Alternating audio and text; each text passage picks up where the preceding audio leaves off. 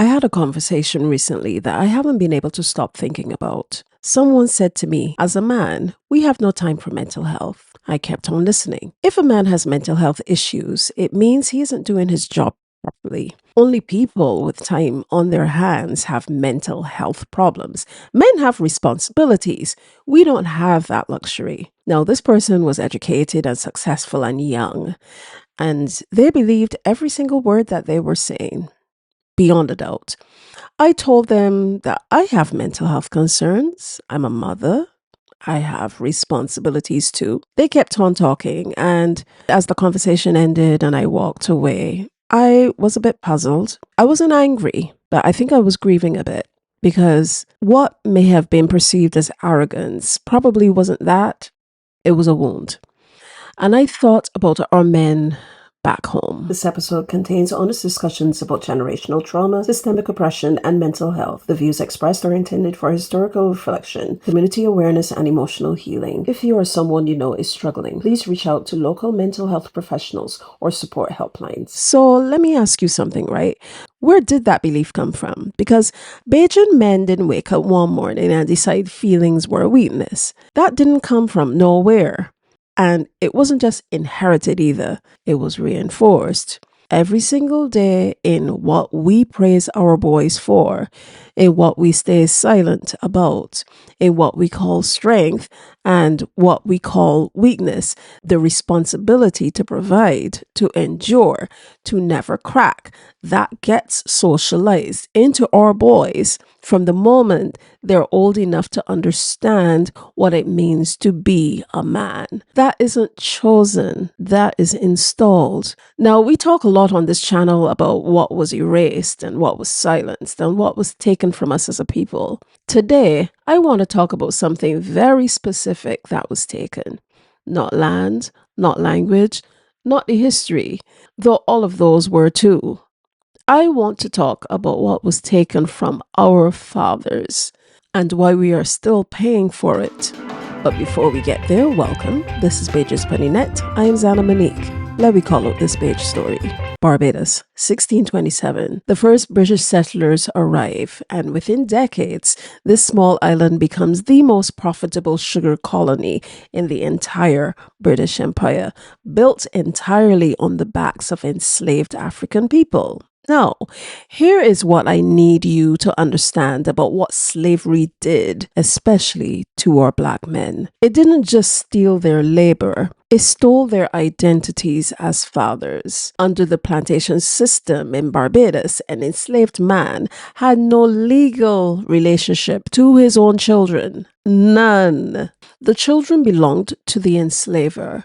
They could be sold, separated, given away, and there was nothing, absolutely nothing he could do about it. He could not protect them. He could not provide for them in any meaningful sense. He could not pass down land or name or legacy.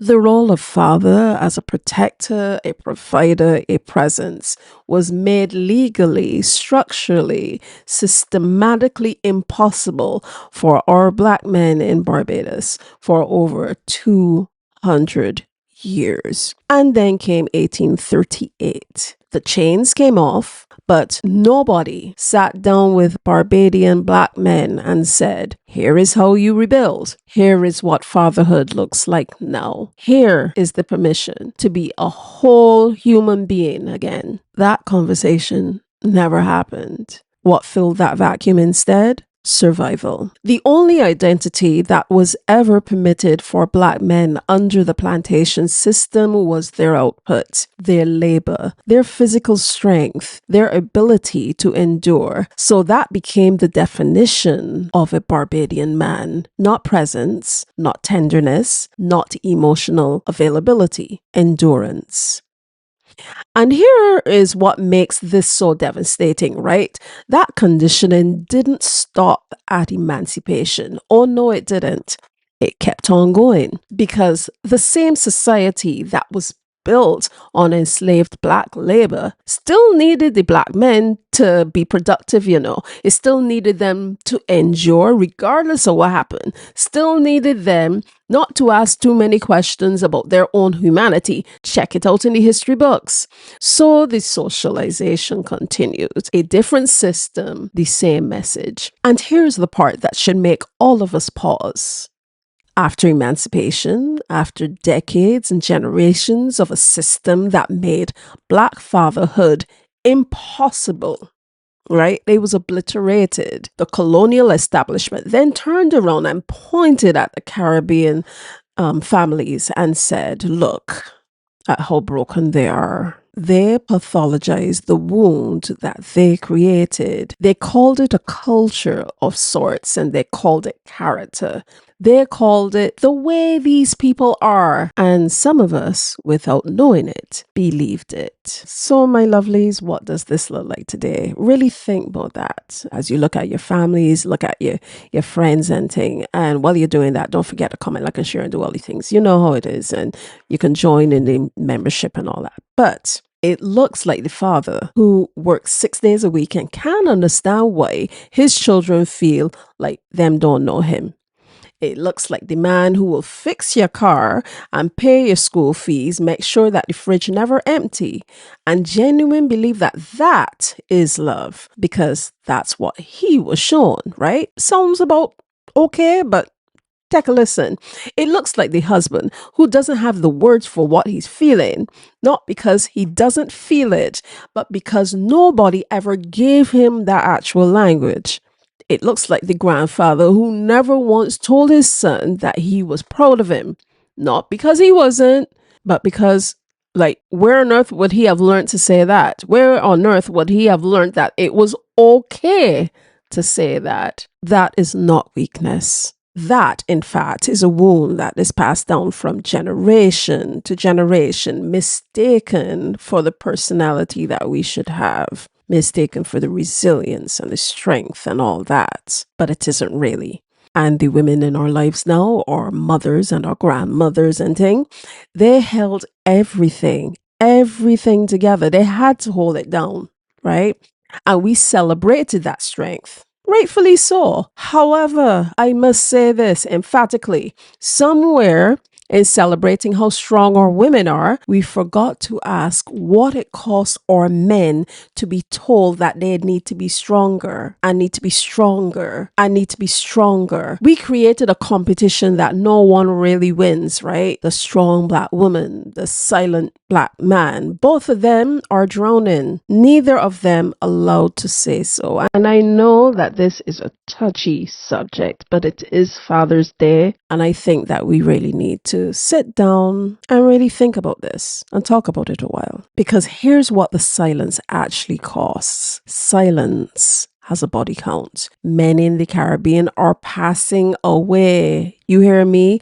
Not just from illness, but from the accumulated weight of emotions they are never permitted to process, or they don't even permit themselves to process. Stress that has nowhere to go. Pain that gets turned inward or outward or into a bottle or into crime or whatever else or into an early grave. We do not talk about male mental health in Barbados nearly enough. We do not have nearly enough resources for it. And the men who need it most were raised to believe that needing it means that they have failed. Now, I want to speak directly to all you males watching this right now. If you have been carrying something and you know very well what I'm talking about, yeah? You have not failed. You hear what I'm telling Wanna? Listen to me again. You have not failed. You are carrying something that was put on you before you were born that you don't even realize, things that you have no idea about that have been carried along in our DNA. You are carrying that. It's within you, right? Inherently. The question is not whether you can carry it, my friends. The question is, why should you have to in the way that we have been instructed to? I know, it's a bit tricky to balance, but yeah, let me stop and just think about this for a while. Yeah? taking everything into account. I am sure that you realize by now that this is not an attack on anybody, but I think I just need to be super clear about this now. It is not an attack on Bajan men. They are important. Everyone is important, but sometimes we don't sit down and actually flesh these things out. This is a restoration project. You know what we all about talking about on Bajans Net. We talking about the hard things that sometimes YouTube don't like to push out there. So therefore, I need your help. Go and like so that more people will see this and more people will join the conversation. Because sometimes the powers that be don't like these sort of conversations, right? But they need to be had. What I am saying here is that the definition of strength that was handed to our men, okay, the one that says a real man has no times for feelings, struggle, permission to be a human being, to take care of family, to this, that, and the third. That definition was not created by us. You got to remember that our lines existed before slavery, but slavery put a big dent in things and really messed up our DNA and gave us epigenetic trauma. It was created for us to keep us productive, to keep us enduring, because we were taught that for years upon years upon years. And you know what it's like when you build a habit, you just need a space in time for it to set. That was set then within us. So therefore, after slavery had ended, emancipation had ended and all that, that still stayed within us. It still has. It was all made to keep us useful to a system that never cared whether we were whole or not. I need for you to listen carefully to what I can say next, though. We are no longer in that system, but a lot of us are still living by those rules. Mothers and fathers alike, wives and husbands alike, girlfriends and boyfriends alike, women and men alike, girls and boys alike. A lot of us are still living by these rules that we need to really sit down and hash out and break. This is Father's Day. I want to ask you a different question. Do your children know your heart? Do they know your feelings and your thoughts? Are you present? I am not going to ask you, are you strong enough? Because we need to stop that diatribe right now. What I want to ask is if you really feel free, because there's a lot of weight that is placed on all of us. And since it's Father's Day, I'm speaking specifically to you men. How are you feeling? Because these are all the things that were taken, and that is what we deserve then to reclaim. This is what you deserve to reclaim. So, my friends, I'm going to leave you with another question, and I genuinely want you to answer this in the comment section, right? So don't forget, jump in the comment section respectfully now. Did your father ever sit you down and tell you that he was struggling, or tell you that he was proud, or ever say to you, I love you? And this is men and women alike, I'm talking about everybody. Did he talk with you about these things? And I ain't talking about at a funeral or a milestone, a birthday party, when his health was failing, then he decided to, I ain't talking about that. I'm just talking about, on a Tuesday, on a phone call, a checkup, that sort of thing. Just let me know, right? Tell me yes or no, or you can go on to tell me more. I would love to hear it. I'll be reading every single comment section and I will try to respond as I can, because that is the conversation, right? The one that our fathers never had with us.